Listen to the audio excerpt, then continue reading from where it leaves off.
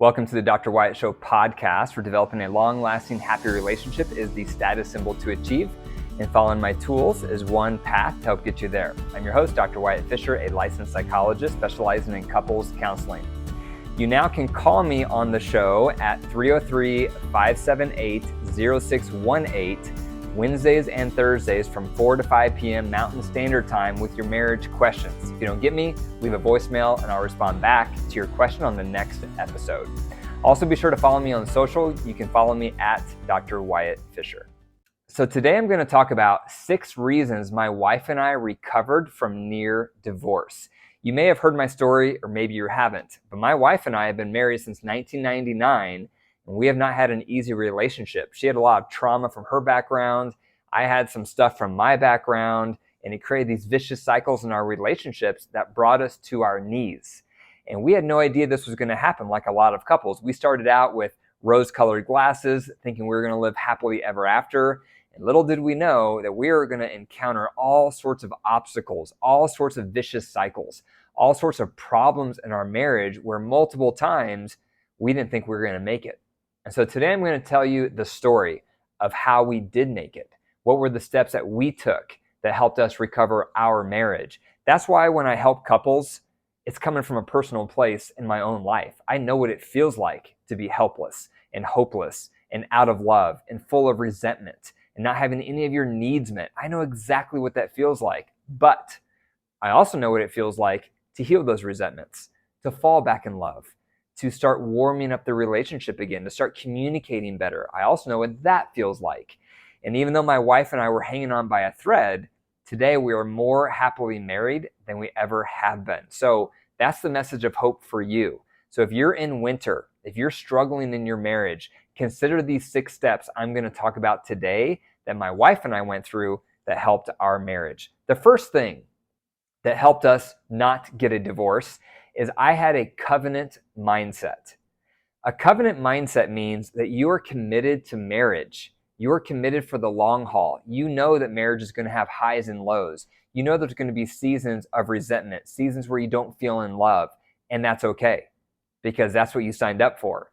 You didn't sign up for Hollywood. You didn't sign up for Disney. You signed up for marriage, and marriage is hard work. So having realistic expectations is huge. A lot of people enter marriage as a contract mindset where they're only in it as long as they're happy. They're only in it as long as their needs are met or as long as they feel in love. And all of those things are valid. And those things are essential and important. However, if your commitment is entirely based on your feelings, your commitment is going to be a yo-yo because feelings come and go. So that's one thing that helped our relationship is I had a covenant mindset. My wife had a covenant mindset. We were committed to the institution of marriage. We did not want to see our marriage fail. And this also comes from personal experience because my parents divorced when I was young. When I was around 6 or 7, my parents had a divorce, and that left a significant mark on me. I was raised in a broken home. I remember crying and wishing so badly my dad would come back because he's the one who left the marriage. And it broke my heart as a young boy. It broke our family apart. And I remember the impact that had on my mom, the impact that had on my sister, the impact it had on me.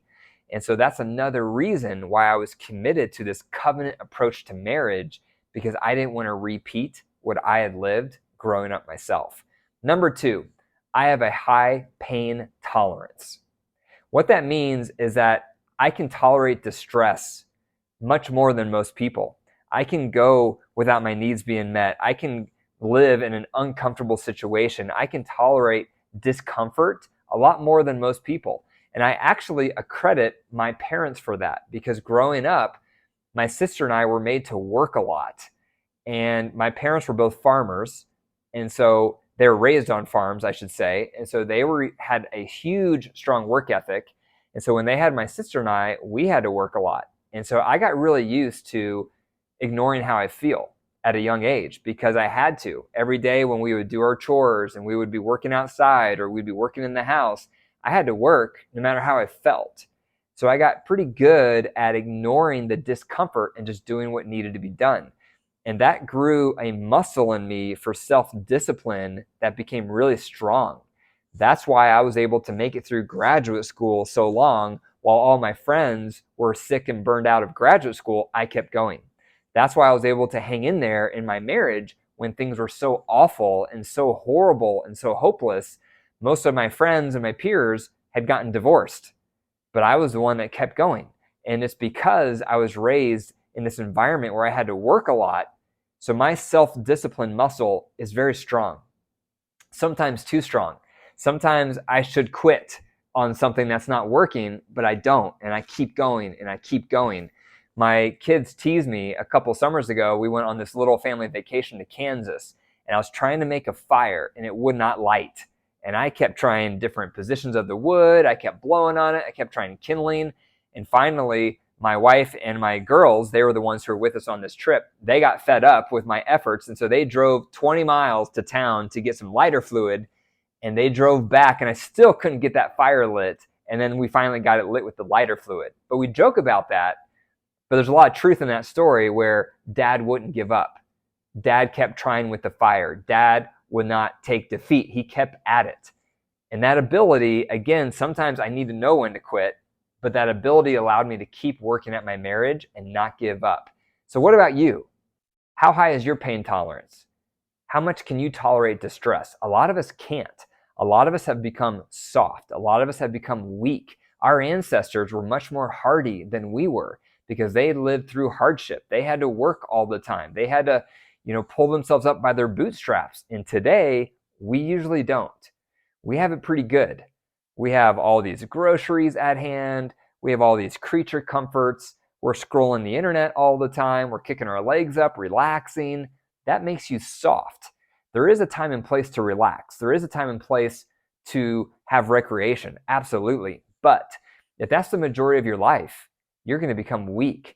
And then when it comes time to really endure hardship in your marriage, you're not going to be able to do it very well because you're used to having a easy, cozy, comfortable lifestyle that's going to make you avoid all hardship in your relationship. So developing a hardiness in your temperament is essential because marriage is not for wimps. Marriage is going to be tough. Marriage is going to knock you around at times because it can be challenging living with another imperfect person, just like you're imperfect, day in and day out. But that's one thing that kept us from getting a divorce is I tend to have a high pain tolerance. So I was able to endure a lot of the hardships in our marriage instead of giving up. Number 3, I learned to own my part.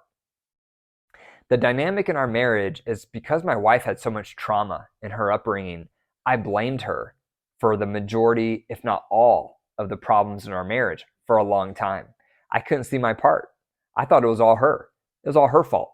If she wouldn't have had all this trauma, we wouldn't be having all these issues, would we? That was my mindset. That was my logic.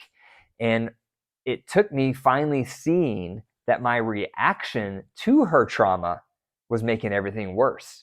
That was my part. It was my reactions to her behaviors, my reactions to her trauma-infused behavior is what was making her trauma worse.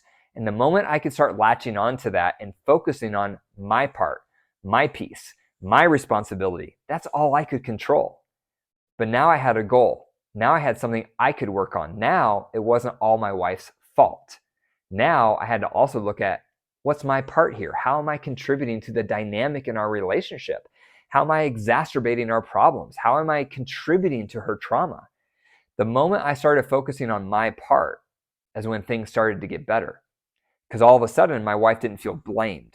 All of a sudden, my wife couldn't blame me because now I was improving and I was getting better. So now the spotlight went back on her because we had this dynamic where I would blame her and she would blame me.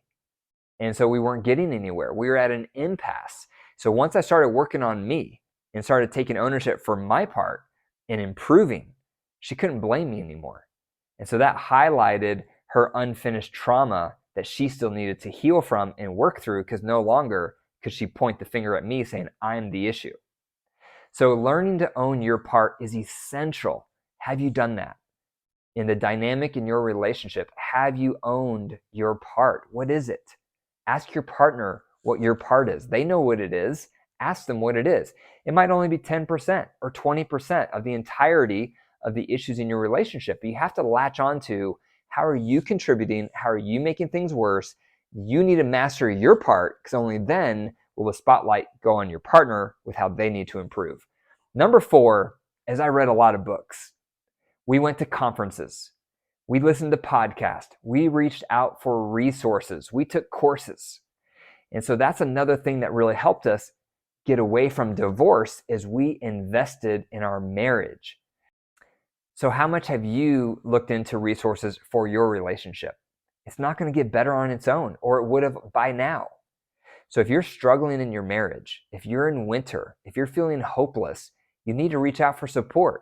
Support can come in many ways. That's why I offer multiple resources for couples. I have this podcast, I have my blog, I offer courses, I offer conferences, I have an app. I've developed all those things so that people can pick and choose which resources they want to use so that they can get better. But you're not going to get better on your own. You need to have resources, because resources make you think different. Resources help you see things different. Resources gives you information, and information is powerful.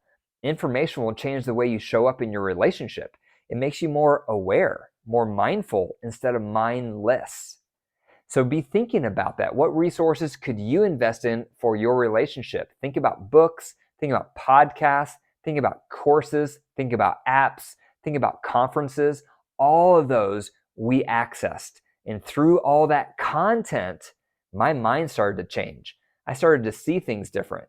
I started to become more aware. I started becoming more emotionally intelligent on the dynamics in our relationship that I could improve, and that helped things. Number 5 is we saw multiple therapists.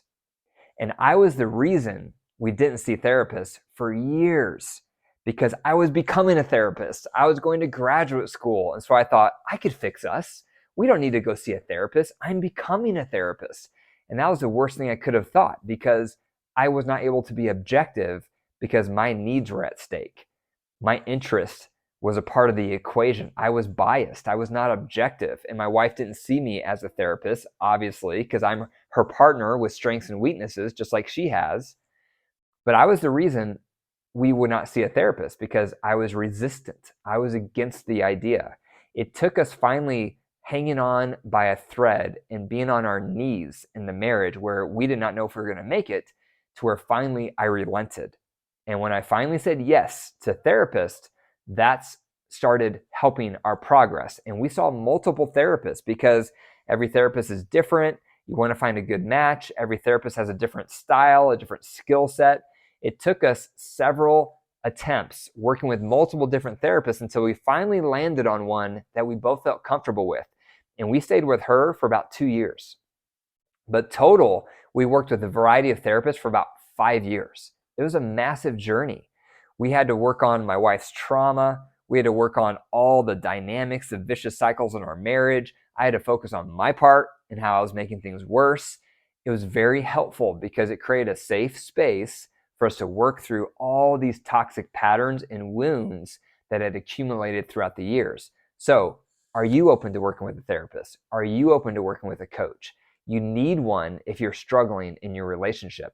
Number 6, the 6th reason why we did not get a divorce is because my wife never gave up.